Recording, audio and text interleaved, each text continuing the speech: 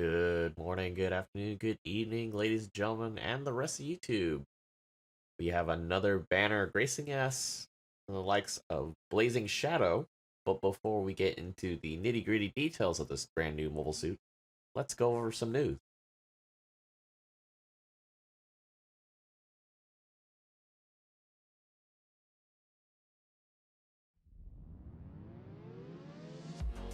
Alright, ladies and gentlemen, we have the Silver Haze Kai as our main event. There's also a step-up supply drop, which we'll get into shortly. But on top of that, we have a special limited supply drop notice for the 400 cost high boost GM coming in at level 2 plus. It's both ranged and melee weapons. Normally this is a native 350 raid, but is now coming in as a 400 cost suit. So if you enjoyed its performance, I would definitely pull for this one. It's pretty strong, and balance could be, debatable depending on who you're asking, but I do feel like it is a suit that is worth utilizing if you have it. If you want to pull for it and you didn't get lucky the last time it was on banner, this is a prime time to do it. I believe it's still a 2-star raid, so if you have some of those silver mechanic tickets saved up, this is one of those suits that would benefit from that. On top of that, we are getting the Shuten Doji decal in the recycle ticket counter. And then as far as changes with the DP exchange counter, we are getting the Gaz L and the Gaz R both at level 3. I believe that is 550, 600. Don't quote me on that. So on to our main event. Alright, ladies and gentlemen, we have the RGM-79N GM Custom Silver Haze Kai. It's coming in as a 2-star 450 native raid. That's remodeled. Basically, it's a customized, heavily customized GM Custom, which the GM Custom is an attempt by the Federation to make a mass production version of the Alex, and you can see that with a lot of the aesthetics, a lot of the same parts. It's pretty much part of that whole lineage there, and coming from Augusta Labs, Augusta Base, whichever one you want to refer to it, that's basically where it's coming from. But this is part of that whole thing from Blazing Shadow, which ties into the Crab Gelgoog suit that we got earlier in the earlier last year. I want to say October, November. Either way, they're both here now, and they're both raids, which is crazy because there's a 50 point cost discrepancy, and they're supposed to go head to head in the manga. I haven't read it. I want to read it, by the way. For the most part, this thing is pretty neat because the spear has a lot of reach. If you saw the illustrations in the beginning of our little intro, it almost resembles the G-Line assault animation with the lance. Very similar. Not 100%. I initially thought it looked more like the beam javelin that the Proto Gundam and the CC GM3 and the cavalry, everything that uses that, I thought it was more like that, but I was apparently proven wrong. And you're able to actually melee combo with that as well. But the crazy part about this, when you tie it to the suit's lineage, is it also has the, as you see here on the bottom here, it also possesses the 90mm Gatling cannon from the Alex in its left arm, because it got damaged in the manga during their, I guess, their first fight, their first contact fight with the Gelgoog, the Zeon remnants. And this is, I think this is supposed to also tie into the Dawn Barrage as well. So on top of that, we also have the opportunity to get the special Federation normal suit, all blue here. I'm not sure if this is the same one used by Slegger. Probably not. Don't quote me on that. But you want to have this in your collection, or you really want to go all out with your, cosplay, if you want to call it that way.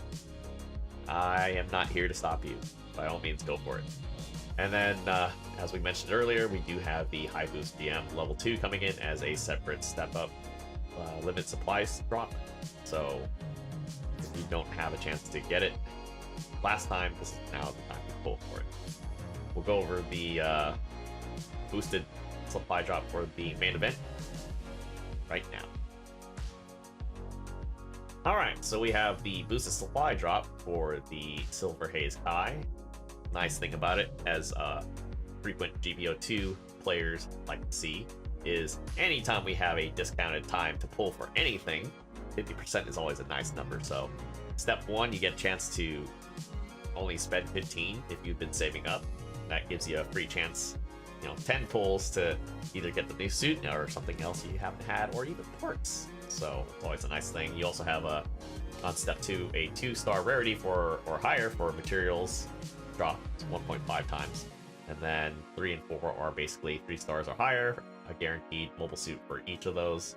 And then that last one, all the drops are going to be mobile suits. So, it's up to you. Like I said, if you depending on where you're at with your mobile suit collection, what you have, what you don't have, it might be worthwhile. But we'll see what next week comes in. But this is definitely beneficial, especially if you want a free pull without investing too much. 15 tokens is a lot nicer situation. So, on to the nitty-gritty details of our new suit. Alright, ladies and gentlemen, on to the nitty-gritty. We have, like I said, a 450 raid 2-star. And if you look at the stats here, I would say this is pretty standard. Hard to say that it's low or high, because the stock GM Custom at the same cost range comes with the same amount of HP, although the difference being is there's a little more beam and ballistic resistance to start with.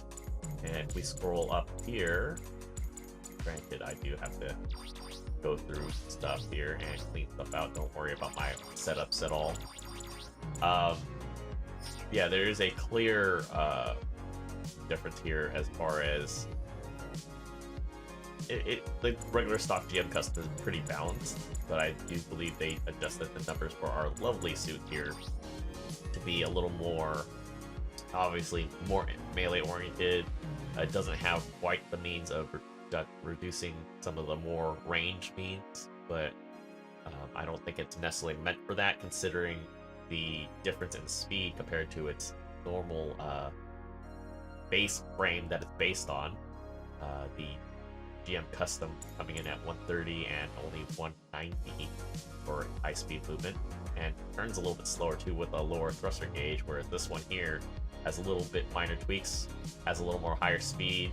210 puts it pretty quick, and honestly, if the whole rock paper scissors system wasn't in place, I would probably main this in the 450 cost. But then you got things like the Jetta floating around, and it's gonna break legs. So just like its GM Custom cousin, brother, whatever you want to call it, it is also able to use all the same weapons as it has access to. So the GM rifle comes with its stock, but you can use the GM2 beam rifle if you have access to it, and the modified hyper bazooka like the powered GM.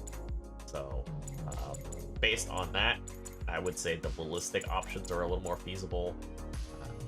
The GM2 beam rifle, granted, has a means of firing faster, but with the heat rate of 90%, the most you're going to get is 2 consecutive shots, and then you're essentially overheating, which would be nicer if it's slower, but balanced, I guess. We do have the showstopper of the Silver Haze Kai, the Beam Mitsumata. Wow, I can't word today, sorry. It was a late night. 2300 base, 4-second cooldown time. So the crazy thing is, like I mentioned earlier, you're able to melee combo with this. The problem with that is any hit from this causes an immediate knockdown. So this is a weapon that you kind of have to be really careful with, or, which we'll get into a second, you go with the saber. Now, of course, we do have the standard late model Vulcan, 67 base with 30 rounds in the mag and 150 meters effective range with a 6-second reload. So this is not bad if you want to be able to exert pressure while you're closing in. I haven't been using my Vulcan lately, so I'm definitely guilty of this. I'm usually running with something else, which is a bad habit. Alright, we also have the Silver Haze Kai Beam Saber, a specific saber that it uses as a sub-weapon. Now, 1800 base isn't bad. The big kicker is the fact that it has a 2-second cooldown. So this thing is going to be almost... I feel like this is going to be what you're going to be leading with. A lot of people have been saying that, and it kind of makes more sense because this allows you to keep targets up so you can help teammates, or also, if you're very obnoxious, probably keep people in stun lock if you're doing the 1v1. Not trying to promote it, I'm just saying it happens, and you probably could do it, and this would probably abuse that. Also, the Creme La Crop, the Alex Gatling gun, which is basically the same stats, I think. I wonder if they're tuned down. This is 120, 45, 150 with a 10-second reload. We go to our boy, our old reliable when I started playing this. And I gotta sort through everything in 450. It hits a little harder. I think you got more rounds with a slightly faster reload time. So that's a big difference, I think. Same amount of ammo. Hits 5 points less with 2 more seconds to reload, which honestly I don't think it's that major of a deal. Although I've been leading with this a lot more. It's just kind of fun having that, having similar things happen for anybody that's played the Alex before or used to play it a lot back in the day before everything else came out. It's pretty substantial. So, oh, also, sorry, I forgot. We do have a shield for this too. So, if you feel like this is too low of an HP, 15k is not a whole lot. I know I usually try to run a little bit higher, but you can, and then you have a shield to kind of help mitigate some of that damage too. So that's pretty nice. Of course, looking at the shopping list of things for the suit. Comes with the assault booster because it is, you know, the raids all get that. So balancers, ambok, pretty standard. Maneuver armor 2, pretty standard. Force injector has the double roll just like its GM brother. So if you're ever fighting this is going to be a... You don't want to... How do I say? Take it lightly.